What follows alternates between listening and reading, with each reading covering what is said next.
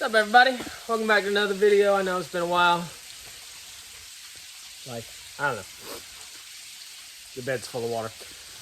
Another video on the old 6.5 dump truck again. The truck that never seems to leave me alone for too long. This week, got the truck in here. We've got a transmission leak. It's coming from the main harness that comes through the side of the transmission. I'll dive in a minute and show you into that. I do have an update for this. I had a lot of people asking when I did the injection pump on this about the PDM, PMD, FSD, whatever you call it, the module for the injection pump. I opted to leave the module bolted to the side of the pump because it was a new pump and it was an updated module. And a lot of people were saying that probably ain't gonna last long. A couple people asking for an update on it if it's still running good. It is still running great. That was until 2 weeks ago when the module died. It actually, I don't know. Let me see if I can get a flashlight in there. I don't know if you can see. Not really. Actually, the whole side of it, whole plastic side plate cracked off and fell off. And the truck shut off. He popped the hood, saw that. Luckily for me and him, I left the old harness there with the remote one. So all I do is come out there, plug the remote module in, and she fired right back up. But yeah, that was an update on that. So, you know, y'all read. I was wrong.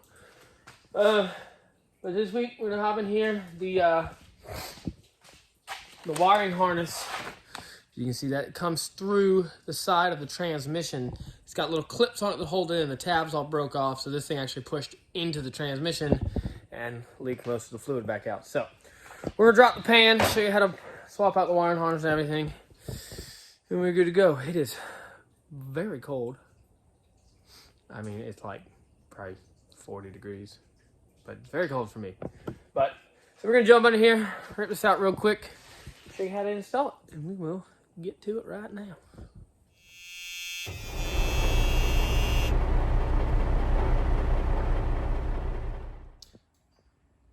All right, step one.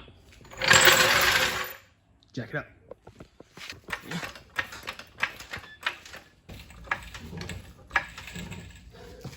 Ooh, step two. Jacks in.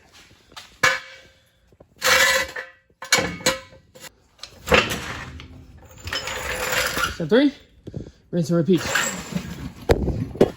All right, under here, you can probably see where the leak's coming from. This is your main connector. And it pushes in the inside transmission out, and there's little plastic tabs supposed to hold it to here. However, you can see there's no tabs, and that is no longer sealing well. So, what we're gonna do, pull the drain plug, drain it, drop the pan, and then we'll be able to get the wiring harness up. Yeah. Let's go ahead and start draining it.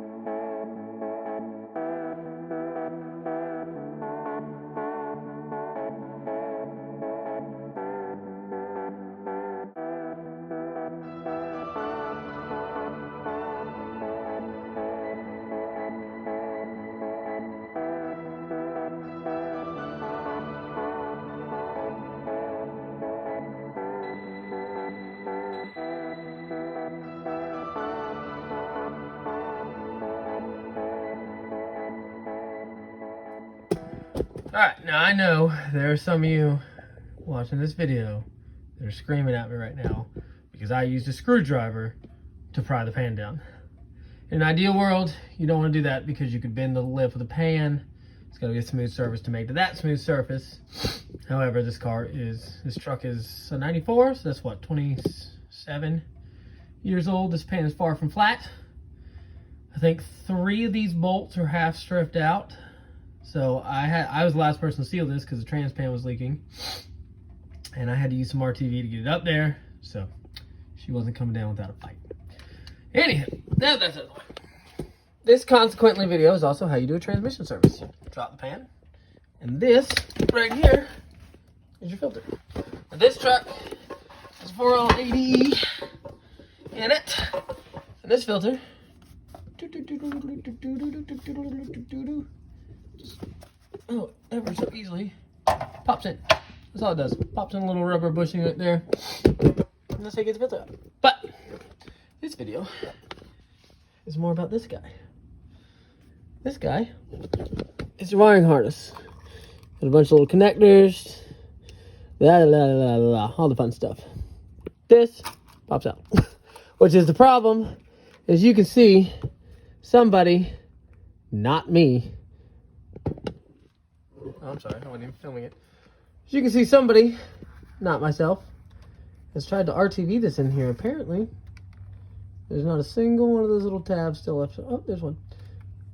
Still on here. So, we're going to go ahead and yank this out. Now, got the zip tie. It's got this plug on this. This little, oh, dagnabbit. This plug. It's got a plug over here. Long story short, it's got a couple little plugs. I'm going to grab a little screwdriver so I can pop these tabs off. And we will get the new harness in. Alright, so, sorry for the crappy lighting and angles. Kind of working on the floor here. So, I'm gonna I already popped this one out. I'm gonna pull this one.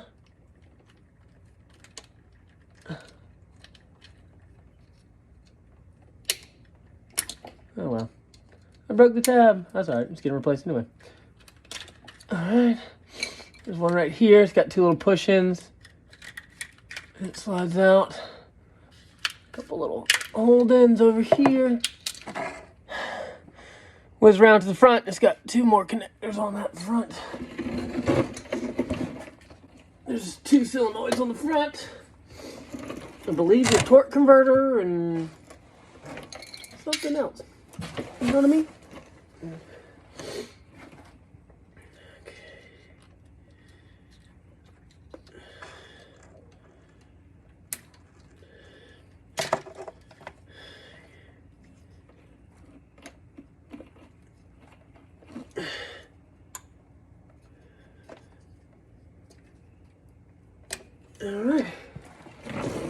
All right, it wasn't really good.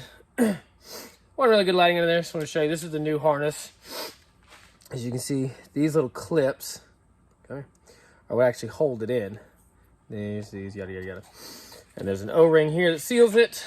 Just to make it clear, these are the pins that were on there. This one, just a single lock tab right here. Part of that back pulls out. This one's got locks on each side. This one was the one in the middle. Push tabs in, pull it out. The other side, you had another double tin lock, and then this just drops in and out.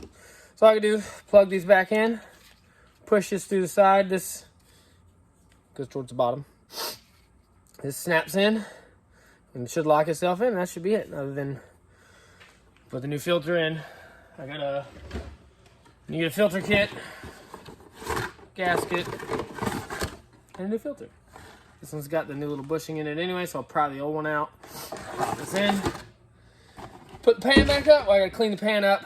I'm gonna put some RTV on this thing because I had to seal this. I've tried to seal this thing twice now. The second time was successful because I RTV'd it. This pan is rough.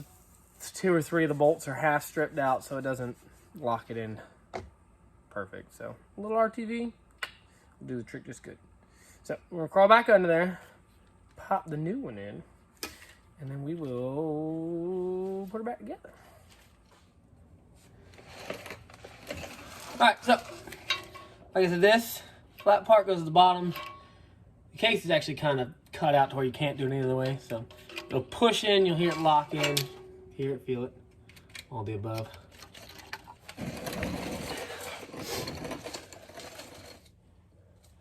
It's a good idea.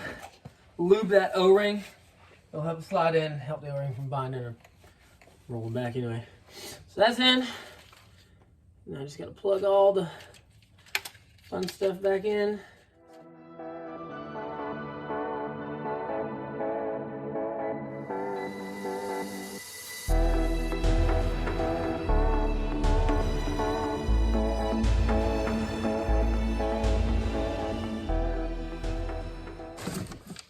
Alright, so pan is out and on my clean sanitary workspace. I got the old little bushing out that was in the filter. I use a little flathead and a hammer and just catch the lip of it and kind of just tap it in until it crushes a little bit. It should pop right out the hole. That's how I do it. That's how pretty much every mechanic I know does it. Is that the proper way? Probably not. Is there a tool for this? I don't know. That's how I do it. And then the new one, just kind of gently tap it up into place. And then it's got that lip on it so it seats at the bottom of the hole that comes in. And then the filter pops into it. So, one thing I have to do is clean up this pan surface, clean up the surface on the transmission.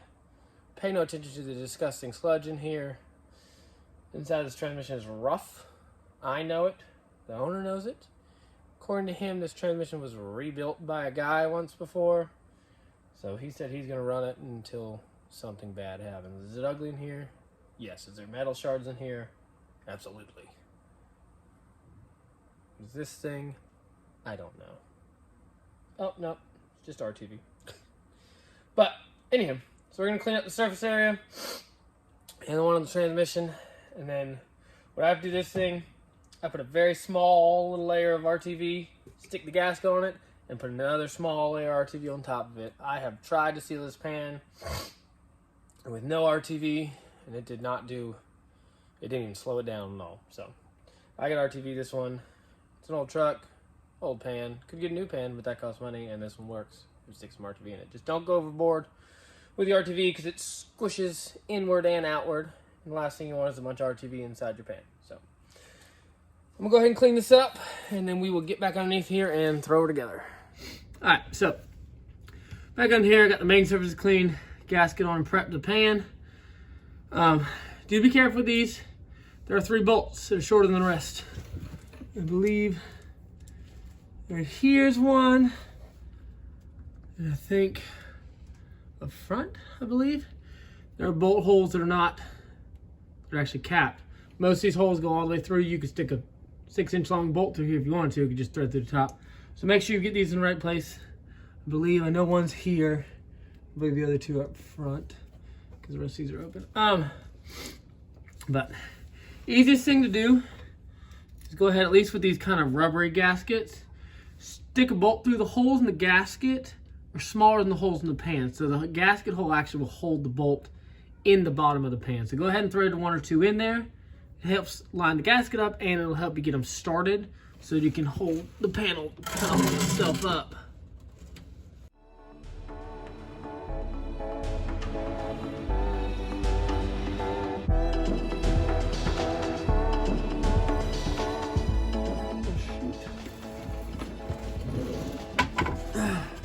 Hey, real quick, put a filter in it first, ideally, before you put the pan back on.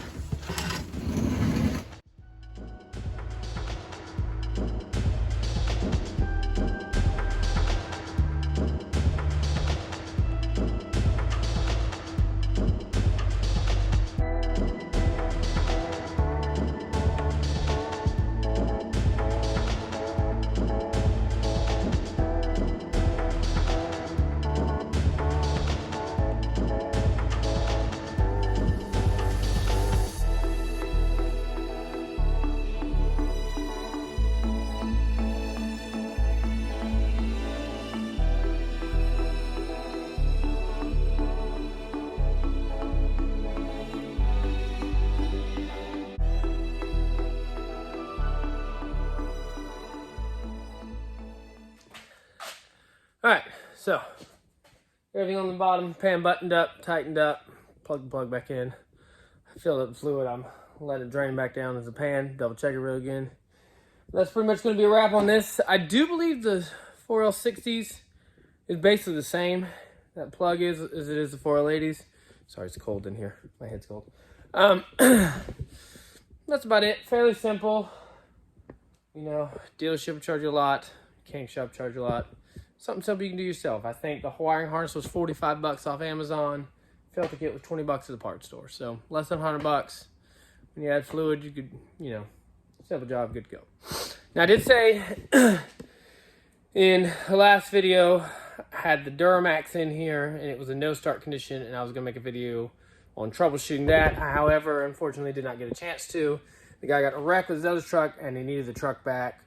Timeline-wise, you know, unfortunately, a dealer was going to be quicker, and he opted to go to the dealer, get it done real quick, turned around it, and ended up being the injection pump was bad. They swapped it out. From what I understand, it's running good now. So, unfortunately, I didn't make a video on that. But I do had a couple people ask, what's up with this? She's still here. She's hasn't changed other than the fact that she get a little dirty on a dirt road. There are big plans in the works for this thing. However, as of now, my problem is this building. This building is actually a cover. I said this before in a video. This is a cover, not metal or roofing or anything, and it's starting to rip and it's starting to leak. I looked into getting it covered in metal, and it's going to be about $6,000 just to cover this in metal. A new steel building would be about $9,500. So, as of right now, it looks like within the next month or so, I got to finish up a couple things project-wise here. This building is probably going to end up coming down, and a new one's going to be getting put up. I'd pour new concrete, yada yada. So, as of now, the Trans Am is on hold. Future projects are on hold. Finishing this out of here, I got to change oil on the wife's car, put a tire pressure sensor in it, and some other little stuff on my truck. And then probably going to be dealing with this issue. So, I will be making a video on the teardown and the steel building process, but as of right now, I still got to finish up a couple little things.